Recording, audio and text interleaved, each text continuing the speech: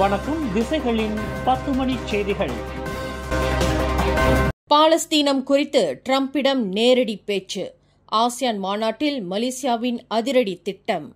அமெரிக்க அதிபர் Donald Trump அடுத்த மாதம் நடைபெறவுள்ள 47வது ஆசியான் உச்சநிலை மாநாட்டில் கலந்து கொள்ள மலேசியா சார்பில் அழைக்கப்பட்டுள்ளார்.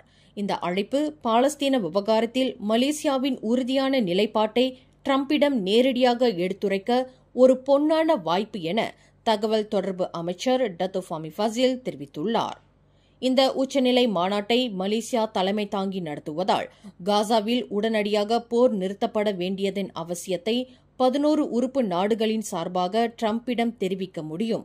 புறக்கணிப்பதை விடவும் அழைப்பதுதான் கடினம் என்றாலும் நமது நிலைப்பாட்டை தெரிவிக்க இதுவே சரியான நேரம் என அமைச்சர் கூறியுள்ளார்.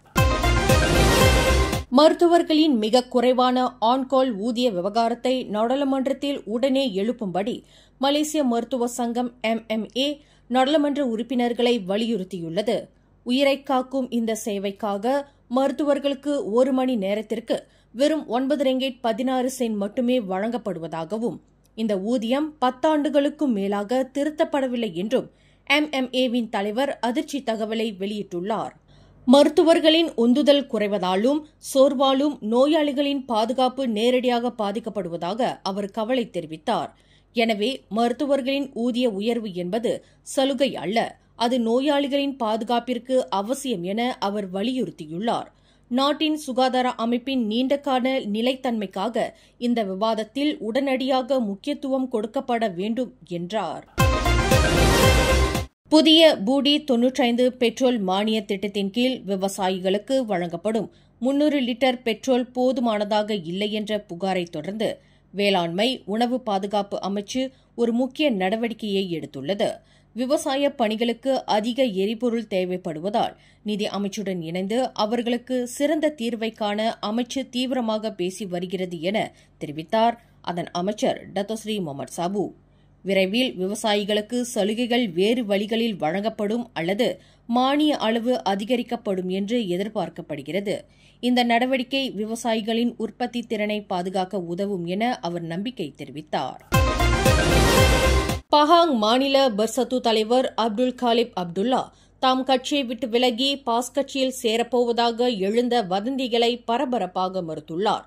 தமது பேச்சு தவறாக புரிந்து கொள்ளப்பட்டதாகவும் அது பாஸ் கட்சி தலைவர்களை நோக்கி அவர் கேலியாக சொன்ன கருத்து என்றும் அவர் விளக்கமளித்துள்ளார்.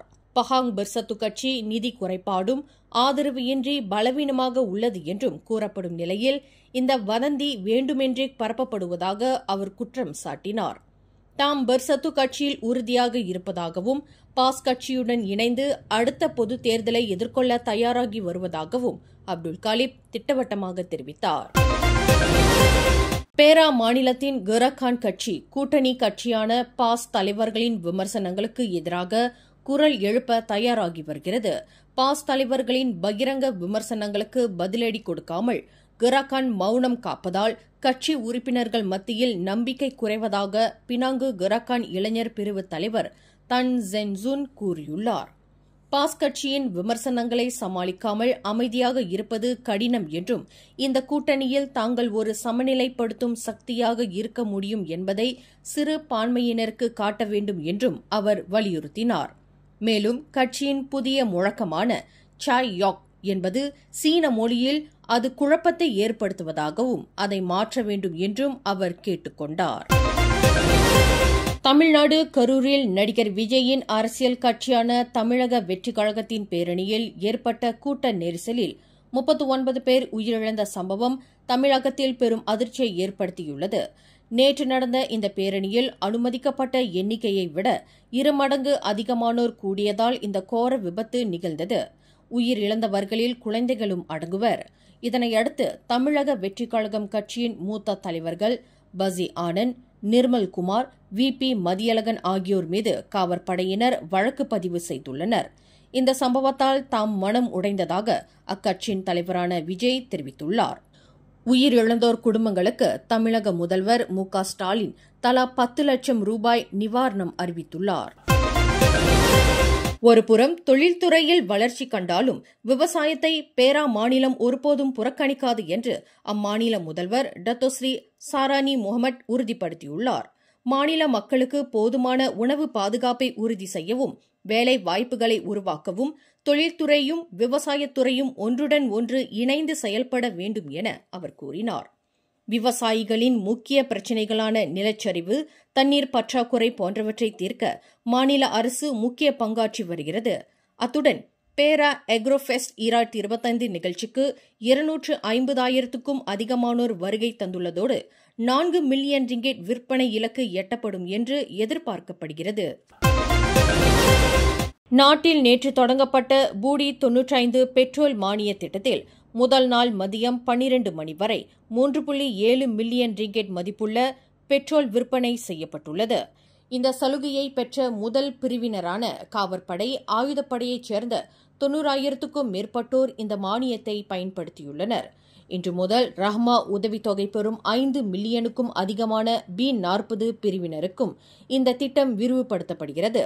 இத்திட்டம் மானியம் உண்மையாகவே தகுதியானவர்களை சென்றடைவதையும் வெளிப்படைத்தன்மையுடன் செயல்படுவதையும் உறுதி செய்வதாக இரண்டாவது நிதி அமைச்சர் டத்தோ அமீர் அம்சா அசிசான் தெரிவித்துள்ளார். நேற்று ஸ்லாங்கோர் மாநிலத்தில் ஒரு பள்ளி வளாகத்தில் உள்ள மூடப்படாத கழிவுநீர் தொட்டிக்குள் விழுந்து 9 வயது மாணவன் உயிரிழந்த சம்பவம் பெரும் அதிர்ச்சியை ஏற்படுத்தியுள்ளது. இந்த கோர சம்பவத்தை சாதாரணமாக எடுத்துக் கொள்ளக்கூடாது என கியூபெக்ஸ் எனப்படும் பொது சேவை ஊழியர் சங்க கூட்டமைப்பு கல்வி அமைச்சை வலியுறுத்தியுள்ளது. அனைத்து பள்ளிகளின் கட்டமைப்புகளையும் பாதுகாப்பையும் முழுமையாக ஆய்வு செய்ய வேண்டும் என கோரிக்கை விடுத்துள்ள அதன் தலைவர் அட்னான் மாட், மாணவர்களின் பாதுகாப்பிற்கு பொறுப்பேற்பது நாட்டின் கடமை என சுட்டிக்காட்டியுள்ளார். இதுபோன்ற துயர சம்பவங்கள் மீண்டும் நடக்காமல் இருக்க கல்வி அமைச்சு உடனடியாக பாதுகாப்பு நடைமுறைகளை வலுப்படுத்த வேண்டும் எனவும் அவர் வலியுறுத்தியுள்ளார். உலக சேமிப்பு நாளை முன்னிட்டு உயர்கல்வி நிதிக் கழகமான PTPTN சிம்பான் SSPN சேமிப்பு மாதம் 2025 திட்டத்தை அதிரடியாக தொடங்கியுள்ளது. உங்கள் குழந்தையின் சூப்பர் ஹீரோவாக மாறுங்கள் என்ற முழக்கத்துடன் தொடங்கப்பட்டுள்ள இந்த திட்டம் செப்டம்பர் 26 முதல் நவம்பர் 2 வரை நீடிக்கிறது. குழந்தைகளின் கல்வி செலவுக்காக சேமிப்பது அவர்களின் சவாலான எதிர்கால பயணத்திற்கு நீங்கள் செய்யும் ஒரு பொறுப்பான முதலீடு என்று உயர்கல்வி அமைச்சகத்தின் தலைமை செயலாளர் டாக்டர் அனீசி இப்ராஹிம் வலியுறுத்தினார். இதுவரை 22.31 பில்லியன் ரிங்கெட்டுக்கும் அதிகமான சேமிப்புடன் 7.09 மில்லியன் கணக்குகள் திறக்கப்பட்டுள்ளன. இந்த திட்டத்தின் மூலம் 220 மில்லியன் ரிங்கெட் திரட்ட PTPTN இலக்கு நிர்ணயித்துள்ளதாக அனீசி இப்ராஹிம் மேலும் கூறினார். கடந்த ஜூன், ஜூலை மாதங்களில் தெலங்கானா சுங்கத்துறை நடத்திய அதிரடி சோதனையில் 3 கொள்கலன்களில் இருந்த சுமார் 76,836 கிலோகிராம் உறைந்த உணவுப் பொருட்களை பறிமுதல் செய்துள்ளது. பறிமுதல் செய்யப்பட்ட இந்த பொருட்களின் மதிப்பு 2.45 மில்லியன் ரிங்கெட் என மதிப்பிடப்பட்டுள்ளதாக அதன் தெலங்கானா மாநில இயக்குநர் ஹஸ்புல்லாடின் தெரிவித்தார். இறக்குமதி அனுமதி ஆவணம் இன்றி இந்த உறைந்த கோழி, வாத்து இறைச்சியை கலப்பு காய்கறிகள் என்று தவறாக பதிவு செய்ததன் மூலம் கடத்தல்காரர்கள் மோசடியில் ஈடுபட்டுள்ளனர். இந்த சம்பவம் தொடர்பாக சுங்க சட்டம் 1967 கீழ் தீவிர விசாரணை நடைபெற்று வருகிறது. மலேசியாவின் பாரா தடகள வீரர் டத்தோ அப்துல் லத்தீப் ரொம்லி இந்தியா புதுடெல்லியில் நடைபெற்ற பாரா உலக தடகள போட்டியில் வரலாறு படைத்துள்ளார். அவர் ஆண்களுக்கான T20 நீளம் தாண்டுதல் பிரிவில் 7.67 மீட்டர் தூரம் தாண்டி தங்கப் பதக்கத்தை வென்றார். இந்த சாதனை மூலம் 2018 பாரா ஆசிய போட்டிகளில் அவர் வைத்திருந்த 7.64 மீட்டர் என்ற தன்னுடைய உலக சாதனையையே முறியடித்து புதிய சாதனை செய்தார். இந்த வெற்றியை கடும் பயிற்சியையும் குடும்ப நேரத்தையும் சமநிலைப்படுத்தியதன் பலனாக கருதுவதாக அவர் பெருமையுடன் கூறினார். அப்துல் லத்தீஃபின் இந்த மாபெரும் சாதனை மலேசியாவுக்கு பெருமை தேடி தந்துள்ளது. லங்காவி பந்தாய்தங்கா கடல் பகுதியில் பாராசெயிலிங் படகு சாகசத்தில் ஈடுபட்டிருந்த சுற்றுலா படகு ஒன்று கவிழ்ந்ததில் 8 பேர் காயமடைந்தனர். இன்று நண்பகல் 1:15 மணியளவில் பலத்த காற்று காரணமாக இந்த படகு கவிழ்ந்ததாக லங்காவி காவற்படை தலைவர் சூப்பரிண்டென்டன்ட் சப்சுல் முடீன் சுலைமான் தெரிவித்துள்ளார். படகில் ஒரு குழந்தை உட்பட 6 சுற்றுலா பயணிகளும் 2 பணியாளர்களும் இருந்தனர். விபத்தின் போது பாராசைலிங் செய்து கொண்டிருந்த சுற்றுலா பயணி பாதுகாப்பாக மீட்கப்பட்டார். உடனடியாக சம்பவ இடத்தைச் சுற்றியிருந்த பொதுமக்கள் காயமடைந்தவர்களை மீட்டனர்.